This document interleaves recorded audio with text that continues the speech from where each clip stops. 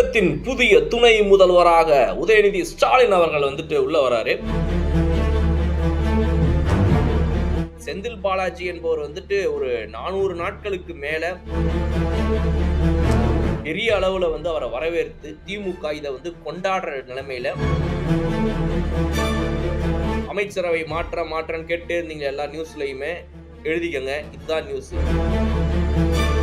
தமிழகத்தின் புதிய துணை முதல்வராக உதயநிதி ஸ்டாலின் அவர்கள் உள்ள வராரு. இதை தாண்டி இன்னொரு பக்கம் பாத்தீங்க அப்படின்னா செந்தில் பாலாஜி அவர்கள் திரும்பவும் அமைச்சரவைக்குள்ள வராரு அப்படின்ற செய்திகள்லாம் வெளியே வந்துட்டு இருக்குது.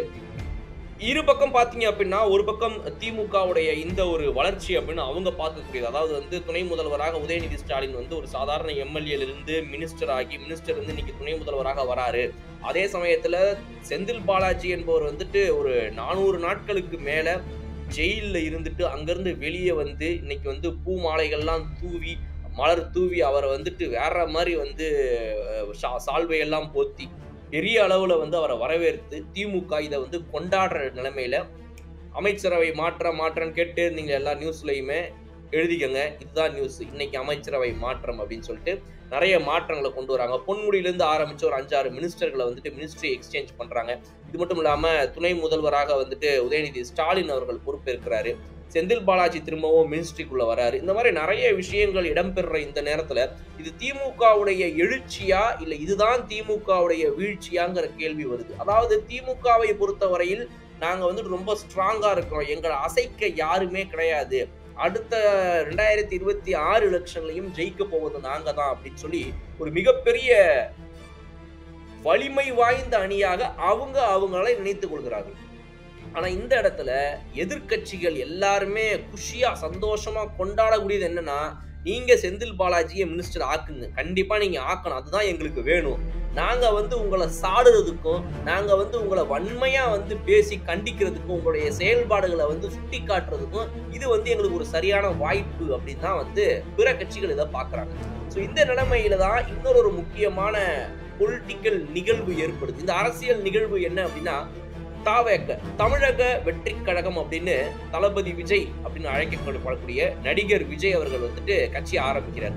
இவருடைய இந்த கட்சி ஆரம்பிக்கக்கூடிய இதே நேரத்துல உதயநிதி ஸ்டாலின் அவர்கள் துணை முதலமைச்சர் ஆகுவது, இவர் இந்த கட்சி ஆரம்பிக்கக்கூடிய இதே நேரத்துல துணை முதலமைச்சராக உதயநிதி ஸ்டாலின் பொறுப்பேற்பது, இது எல்லாமே எப்படின்னா இவரா அவரா அடுத்த சிஎம் யாரு அப்படின்னு விஜய் தரப்புல இருந்து பேசப்படுது.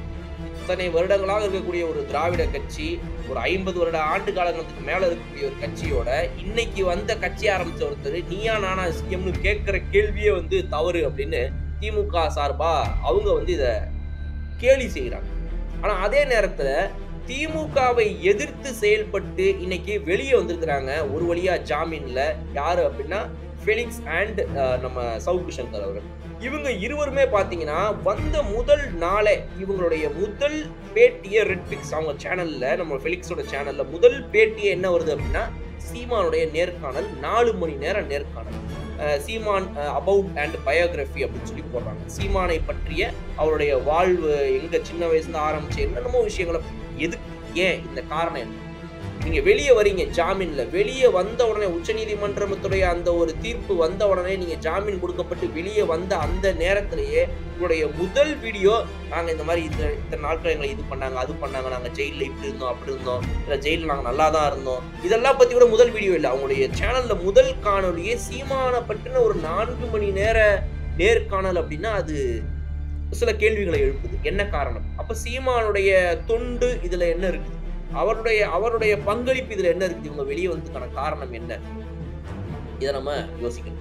அப்ப சீமான் இன்னும் வலுப்பெறாரா? டிஜிட்டல் மீடியால ஏற்கனவே பல தரப்பட்ட எதிர்ப்புகள் அவருக்கு ஒரு சைடு அதாவது திமுக திராவிட கட்சிகளை சார்ந்த சேனல்களாக இருக்கக்கூடிய பல சேனல்கள் அவரை எதிர்த்து வன்மையா சாடி பேசி வீடியோக்களை போட்டாலும் கூட அவரை சப்போர்ட் பண்ணி பேசக்கூடிய பல சேனல்கள் இருக்கிற அதே நேரத்துல ஆதன் முதற்கொண்டு பல முக்கியமான சேனல்கள் பிஜேபிக்கு சார்பா வீடியோ போடுற அதே நேரத்துல சீமானை எப்பவுமே அவருடைய நிகழ்வுகள் எல்லாம் கூப்பிட்டு அவர் ஆதரிக்கும் இதே நேரத்துல இப்ப சவுக்கு சங்கர் மற்றும் ரெட்பிக்ஸ் சேனலுடைய முக்கிய நிருபரான நம்மளுடைய சீஃப் எடிட்டர் ஃபெலிக்ஸ் இவங்க இருவருமே வந்து இன்னைக்கு அவங்களுடைய சப்போர்ட்டை வந்து ரொம்ப ஓப்பனா சீமானுக்கு தெரிவிக்கிறாங்க அப்படிங்கிறது. இது எல்லாமே சீமானு டிஜிட்டலா இன்னும் வந்துட்டு மக்கள் மத்தியில கொண்டு போய் சேர்க்கிறதுக்கான அவருடைய நல்ல வீடியோக்களை மட்டுமே அவரை பத்தி நன்மையா பேசக்கூடியது மட்டுமே அதிகரிக்கக்கூடிய ஒரு சூழலை ஏற்படுத்துது.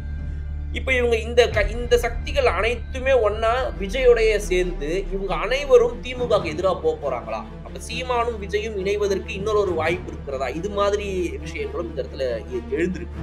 சோ அரசியல் நிகழ்வுகள் இன்னும் சூடு பிடிக்கக்கூடிய ஒரு தருணம் தான் இது. இந்த நேரத்துல அதிமுக பாஜக என்ன செய்யறாங்க அப்படின்றத தாண்டி சீமான் விஜய் கட்சி இந்த இரு கட்சியுமே என்ன செய்ய போகிறது? திமுகவை எதிர்த்து அவங்களுடைய சப்போர்ட் வந்துட்டு அதிகமா சீமானுக்கும் விஜய்க்கும் ஃபெலிக்ஸுடைய சப்போர்ட்டும் சவுக்கு சங்கரோட சப்போர்ட்டும் போதா? அவங்களுடைய சப்போர்ட் அந்த அளவுக்கு ஒரு மிகப்பெரிய மாற்றத்தை ஏற்படுத்துமான்ற ஒரு கேள்வியும் இருக்குது இல்லையா? அந்த கேள்விக்கான பதில் என்னன்னா, சீமான் விஜய் போன்றவர்களுக்கு டிஜிட்டல் மீடியால ஏற்கனவே இருக்கக்கூடிய சப்போர்ட்டை இன்னும் மெருகேற்றி அழகுபடுத்தி அதை இன்னும் அதிகரிக்கக்கூடிய ஒரு வாய்ப்பு தான் இந்த இருவருடைய தாக்கமாக இருக்கும். அதுவும் ஜெயிலுக்கு தள்ளப்பட்டது திமுகவால். வெளியே வரக்கூடிய இவர்கள் இன்னும் என்னென்ன பேச போறாங்க? வீரியம் குறையாம முதல் 2-3 வீடியோக்கள்ல பேசியிருக்கிறாங்க. இன்னும் திமுகவை சாடுறாங்க, அதிகமா சாடி பேசுறாங்க. அப்போ இது அனைத்தும் அவங்களுடைய பலவீனமாக காணப்படுமா? இது அனைத்துமே திமுக போன்ற கட்சிகளை எதிர்த்து செயல்படக்கூடிய விஜய் கட்சியவோ இல்ல சீமான் கட்சியவோ உதவி செய்து இன்னும் அவங்களுடைய கட்சியை அதிகப்படுத்தி மெருகேற்றி மேல கொண்டு போயிருமா அப்படிங்கிற இந்த கேள்விகள்லாம் எழுது. ஸோ இதை பத்தின உங்களுடைய கருத்துக்கள் என்னங்கிறத நீங்க சொல்வதற்கு முன்னால, கலகநாடி வாய்ஸ் அப்படின்ற இந்த சேனல் நம்ம வந்து யாரையுமே ஆதரிச்சு இவங்க தான் இந்த கட்சிக்கான ஒரு கேம்பெயின் நடத்த போறோம், நம்ம அந்த கட்சிக்கான ஒரு மிகப்பெரிய தொடர்ந்து அவங்கள மட்டுமே நம்ம அஜெண்டாவா பேஸ் பண்ணி போறோங்கிறது கிடையாது. நம்மளுடைய அஜெண்டா என்ன அப்படின்னா ரொம்ப சிம்பிளான ஒரு விஷயம் தான். இந்த கட்சியை எதிர்க்கணும், அந்த கட்சியை வந்து சப்போர்ட் பண்ணணுங்கிறத தாண்டி மக்களுக்கான ஒரு உண்மையான ஒரு அரசியலை யார் செய்கிறார்கள் இங்க? அதாவது இது வந்து 100% தூய்மையான ஒரு அரசியல்வாதியாக இருக்கணும்னு எதிர்பார்க்கிற நாங்க முட்டாள் அப்படின்னா 100% உள்ள நாங்க 1% கூட தூய்மையாவே இருக்க மாட்டோம். நாங்க இப்படித்தான் இருப்போம். நீங்க தான் முட்டாள்னு நினைக்கிற, அதாவது மக்கள் தான் முட்டாள்னு நினைக்கிற உங்களை போற அரசியல்வாதிகள் தான் இறுதியில் முட்டாள்னு நிரூபிக்கக்கூடிய ஒரு முன்னெடுப்பு தான் நம்மளுடைய இந்த காணொளிகள் அனைத்துமே. அதனால இதை தொடர்ந்து நம்ம என்ன செய்ய போறோம் அப்படின்னா, மக்களுக்கு எதை கொண்டு சேர்க்க வேண்டும், மக்களிடம் உண்மையான அரசியலை செய்பவர்கள் இவர்கள் தான், ஓரளவுக்கு நியாயமான அரசியலை செய்பவர்கள் இவர்கள் தான். ஆனா இந்த திராவிட கட்சிகளை அகற்றி அவங்களை வெளியே நீக்கி இதற்கு எதிர்ப்பு அரசியல் செய்யக்கூடியவங்களை வந்துட்டு உள்ள கொண்டு வந்து உட்கார வைக்க வேண்டியது மக்களுடைய பொறுப்பு அப்படிங்கிறத மீண்டும் மீண்டும் வலியுறுத்துவது மட்டும்தான் நம்மளுடைய முக்கியமான முன்னெடுப்பாக இருக்க போகுது.